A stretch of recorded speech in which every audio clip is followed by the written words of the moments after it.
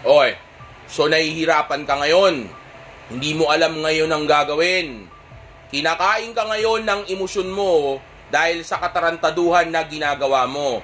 Diba ang sabi ko sa'yo, wag na wag kang makikibalita o wag na wag mong sisilipin kahit yung social media ng ex mo during ng breakup, lalo na kung nagmo-move on ka.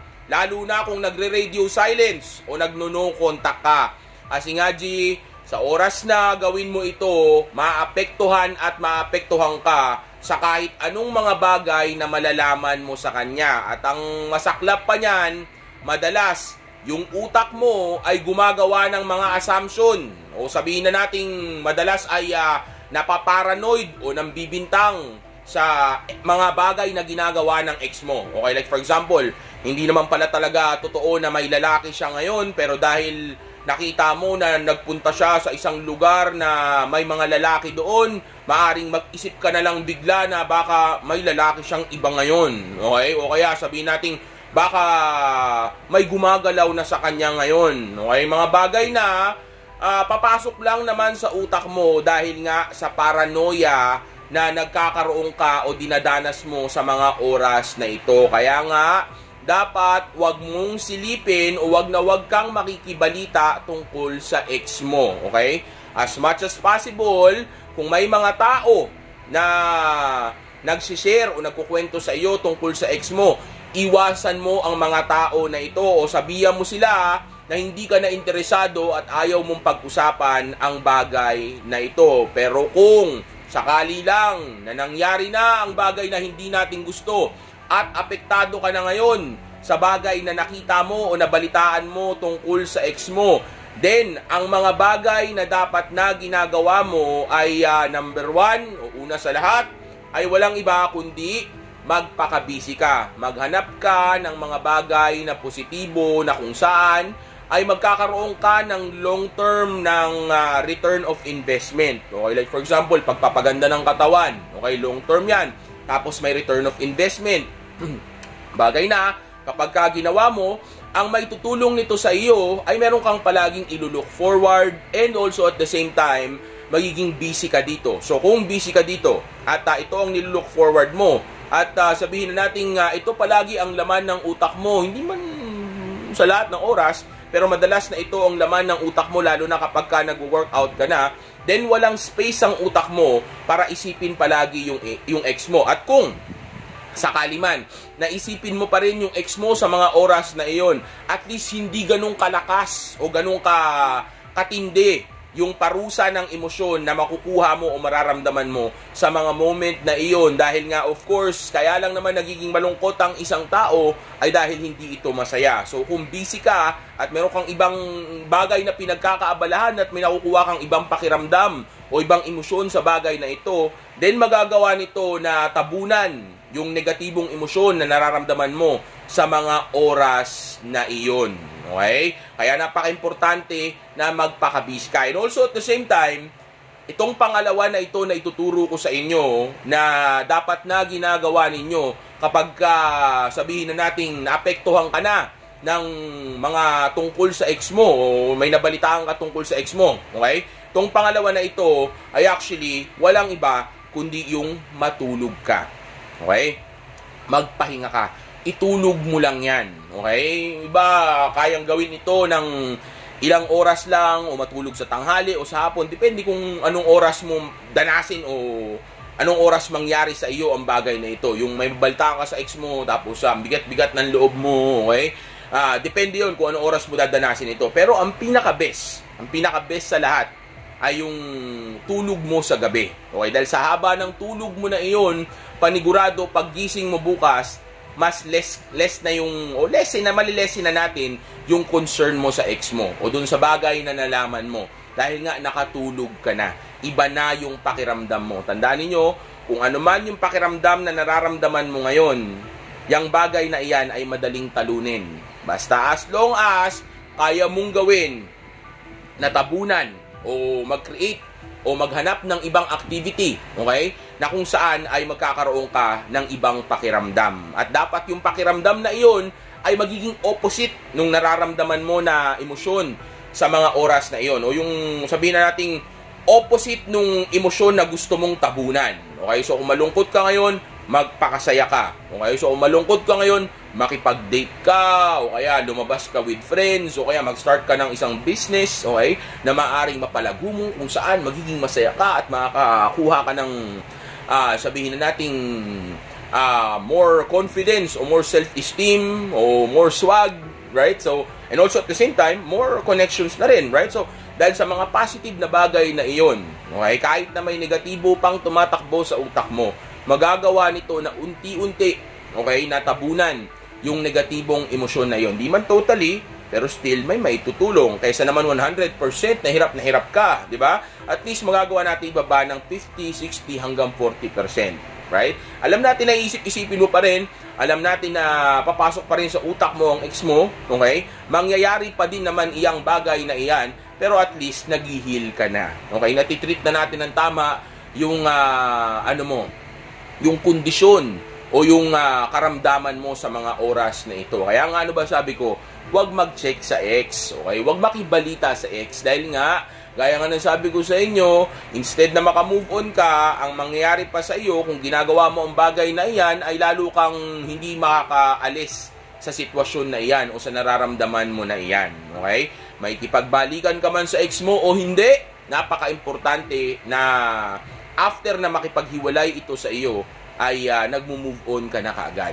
Okay? Magbalikan man kayo o hindi, dapat mawala yung emosyon na yan dahil yan ang rason kung bakit nangyari itong hiwalayan na ito sa inyo ngayon. At yan din ang rason kung bakit hindi mo magawang maayos ang buhay mo at bakit ka nahihirapan ngayon. So, it makes sense kung bakit dapat lang talaga na mawala muna yung nararamdaman mo na iyan bago ka, sabihin natin, magdesisyon kung may kipagbalikan ka man o hindi. Okay? Pero ako, alam nyo ako, hindi ako nakikipag-relationship, hindi ako nagpapakasal sa babae, more on dating lang talaga ako. Pero kayo, kung gusto nyo gawin yan, bahala kayo, nasa sa inyo yan. Okay? Pero ang punto ko lang dito is, kung, pero pwede mo ring i-date na lang yung ex mo, i-downgrade sa dating, okay, na bagay na ginagawa ko. May mga ex ako ngayon na actually dinowngrade ko na lang sa dating, okay? Lumalabas pa rin kami, pero wala na nga lang relationship. Pero dati may relasyon kami noon. Pero ngayon, okay pa rin kami. At sa totoo lang, mas magaling pa siya ngayon, okay? Mas masarap pa siya kasama ngayon. Mas todo pa siya ngayon na wala na kaming relasyon, okay? Pero yun nga, ang punto ko nga dito is, it doesn't matter kung ibabalik mo man o hindi, okay? Pero ang pinaka-importante dito is maka-move on ka muna. And paano ka maka-move on kung siya palagi ang laman ng utak mo dahil nga wala kang ginagawa para matabunan yung activity na iyon, okay? O ma-divert mo yung utak mo, okay? Dahil isipin mo na yan, nandyan na tayo eh. Hurting ka na eh, may break up na eh. So para hindi ka talunin ng sitwasyon na iyon, umiwas ka sa mga posibleng balita o posibleng update ng ex mo o ibabalita sa iyo ng mga kaibigan, kamag-anak o mga tao sa paligid mo. Okay? Dahil kung gusto mo talagang maka-move on, kakalimutan mo na yun. Right? Hindi ko masasabi kalimutan mo totally, pero ang gusto ko ay kalimutan mo yung nararamdaman mo sa kanya at yung mga nangyari sa inyo na negatibo nung nakaraan. Dahil yun nga ang umi-effect sa iyo ngayon o yun ang nakaka-apekto sa iyo sa ngayon. So para maka-move on ka, then gawin mo yung bagay na ito. Okay? Kumbaga, dapat, instead na nakikibalita ka sa kanya, ang ginagawa mo ay naghahanap ka ng mga paraan kung paano mo makakalimutan o paano ka makaka-move on sa breakup na ito. Okay? Dahil gaya ng palagi kong sinasabi sa inyo, okay, kapag ginamit nyo yung radio silence o yung no contact na itinuturo ko dito sa internet, panigurado magre-reach out at magre-reach out naman yan. Panigurado magkakaroon pa rin kayo ng opportunity na makapag-usap at magkabalikan. Okay? Pero yun nga lang, kaya nga ng palagi ko ding sinasabi sa inyo, okay, may dramang mangyayari habang break up. Okay? May emosyon na mararamdaman ka. Okay? May hirapan ka dito. Kaya nga importante na i-survive mo ito. At para ma-survive mo itong bagay na ito, ang bagay na dapat na ginagawa mo, ay tinututukan mo yung solusyon at kinakalimutan mo o ini-ignore mo yung drama ng problema o yung drama ng breakup. Kasi nandyan na yan. Okay? So kung namimiss mo na siya at gusto mong malaman kung okay lang ba siya o babalik pa siya sa'yo, ang dapat na ginagawa mo ay dinadivert mo kaagad yung utak mo sa ibang bagay. Kasi kahit na ano pang gawin mo, kahit na lumapit ka pa sa kanya o magmakaawa ka pa, o magkaroon ka pa ng balita tungkol sa kanya, hindi mo rin naman siya maibabalik sa mga oras na iyan. So, pinapahirapan mo lang ang sarili mo. Tinatanga mo lang ang sarili mo sa mga oras na iyan. Okay? Kaya, kung wala ka namang makukuha dyan, then dapat ang bagay na ginagawa mo na ngayon is naghahanap ka ng solusyon. Okay? Dahil kung iiyak ka lang, o mahihirapan ka lang, o makikibalita ka lang tungkol sa kung anong ginagawa ng ex mo, then mag-aaksaya ka lang ng oras dyan. Kasi nga, hindi pa naman ito yung tamang timing. Tandaan nyo, attraction at level ng interest, o high level of attraction at high level of interest ang magpapayuko at magpapagapang pabalik sa iyo ng ex mo. Okay? Yan ang tunay na magbibigay sa iyo ng kapangyarihan. Hindi yung paghabol mo sa kanya o sabihin na nating pakikipagbalikan mo sa kanya o pagkuha mo ng balita at pag-iisip na kung paano susolusyonan ito. Okay, kumbaga, okay, so may iba na pala, parang may iba na yata siyang dinidate. Ano kaya dapat kong gawin? Lalapitan ko na kaya yon, kausapin ko na kaya, walang mangyayari sa ganon.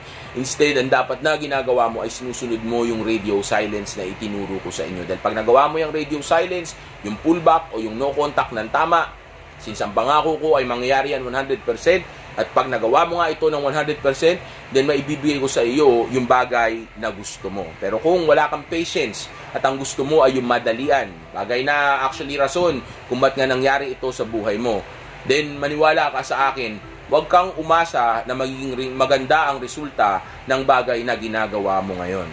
Okay? Dahil nga, gaya ng sinabi ko noon, o palagi ko sinasabi sa inyo, it takes time. It takes time to heal.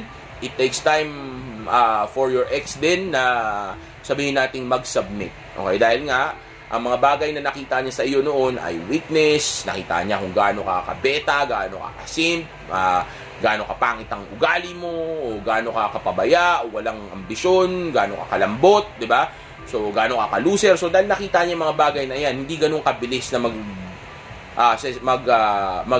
sasubmit o yuyuko itong babae na ito o itong ex mo na ito sa iyo. Okay? So, it takes time. Okay?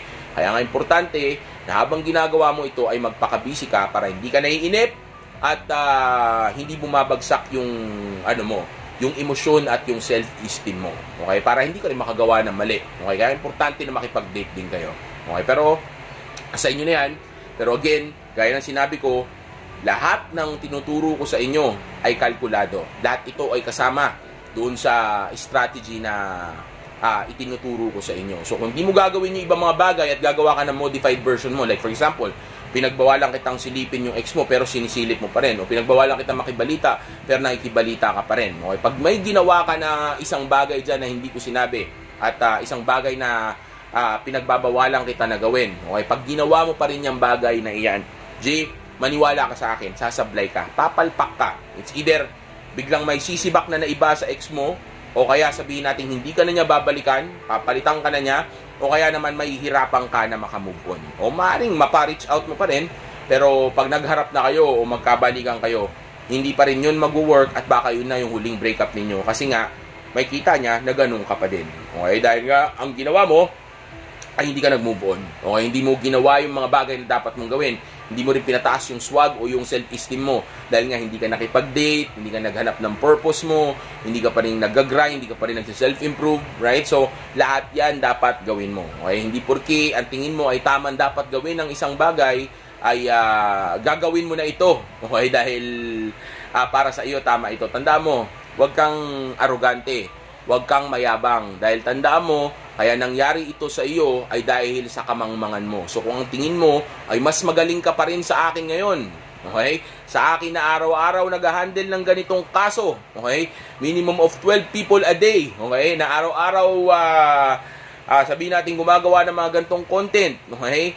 Then kung tingin mo nga na mas magaling ka pa sa akin, then bahala ka na sa buhay mo. Okay? Dahil it doesn't make sense. Saka naman nakakita na yung sumablay mas matalino pa doon sa isang tao na hindi na sumasablay at nagtuturo pa sa mga tao kung paano wag sumablay sa bagay na iyon. Diba? So kung tingin mo mas magaling ka pa rin sa akin at mas tama yung ginagawa mo, then bahala ka na sa buhay mo. Basta wag na wag kang lalapit sa akin someday nang umiiyak at humihingi ng paumanhin dahil nga nasira na naman yung buhay mo. Lagay mo lang sa utak mo, I warned you.